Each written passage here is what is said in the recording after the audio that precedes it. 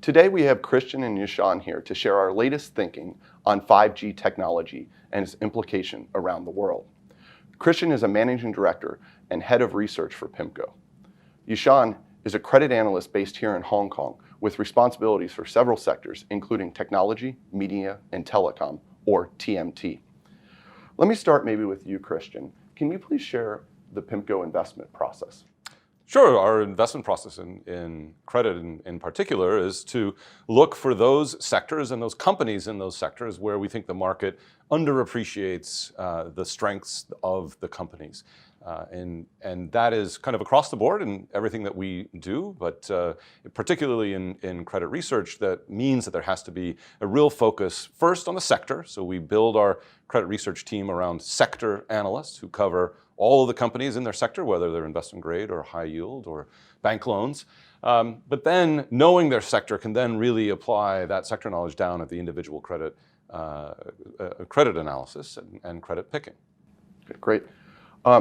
Turning to technology and 5G, what are some of our latest thinking, maybe from a global view as well as a regional view? Well, in the global view, 5G is both an opportunity but also a potential risk. The potential risk is that it involves a lot of money to build out these 5G networks. So a lot of companies have to invest a lot of cash to build these out. At the same time, because of all of the new applications that Yashan can speak to, all of the new applications that you can use 5G for, there are a host of potential opportunities that the telecom companies can take advantage of, but also the users of 5G as they explore new ways of using 5G.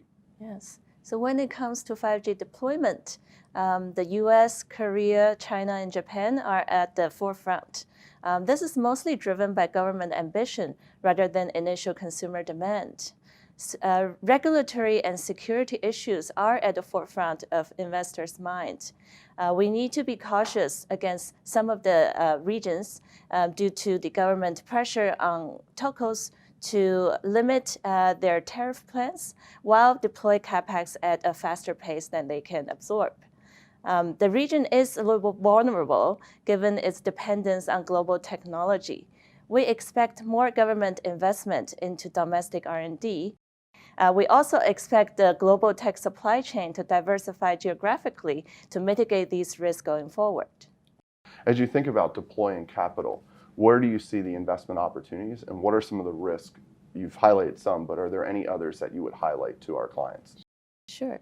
While the initial capex will be borne by the global telcos, revenue opportunities are modest for now. We've turned some more cautious against some Asian telcos, given slowing growth coupled with mounting competitive and regulatory pressures. On the other hand, we see cell towers as well positioned to benefit from the rollout of 5G. Semiconductor companies and telecom equipment vendors should benefit as well.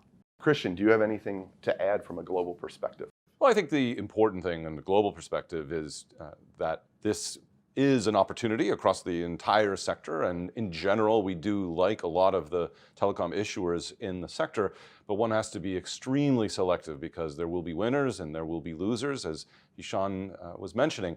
We have our global team of 65 credit analysts spread in our various offices around the world, including here in Asia Pacific, Hong Kong, Singapore, Tokyo, Sydney as well, and you need that network of analysts going deep into individual credits to really pick who are going to be the winners and find also who are going to be the losers. Thank you, Christian. Thank you, Yashan. And thank you very much for the trust and confidence you place in PIMCO.